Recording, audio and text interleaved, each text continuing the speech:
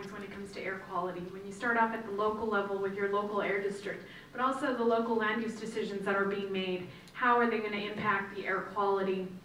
And at the state level, California Air Resources Board has a diesel risk reduction plan, and they've taken on a few sources that have never been touched, such as construction equipment. And the big one coming up in late 2008, it's actually being workshopped right now. There is a proposal, is the on-road heavy-duty diesel truck, which is basically all of the diesel heavy-duty trucks out on the road. And this is going to have a huge impact, economic as well as on air quality, a positive one on air quality. And there's going to be an economic cost to those who operate these machineries. But also taking into account that when we're framing this issue, this is really about health. And just alone in the San Joaquin Valley, I don't have the numbers for up here, but it's estimated that $3 billion is the cost for not attaining the PM 2.5 standard annually. So when we hear, earlier we heard Kurt Caperos talk about how it's going to be a $3 billion hit to industry, you're also talking about $3 billion a year if we don't do it. So the benefits outweigh the cost.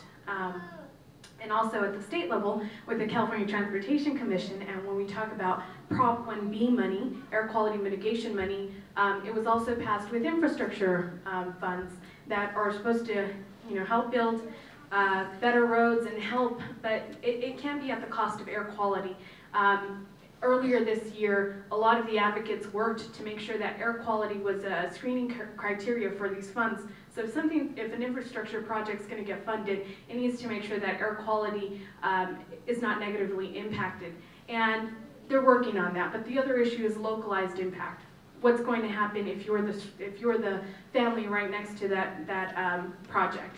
And we're hoping to be able to address that in a positive way that won't result in cumulative impacts for these communities that are by these large arteries, transportation.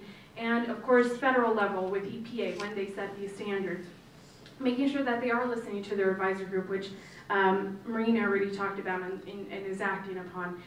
So it's crucial to be involved at all levels of air quality and definitely getting the community engaged, because ultimately all these decisions are being made by public officials who are accountable to us. And it's really important that they understand what our desires are when it comes to air quality and that they act appropriately. Thank you.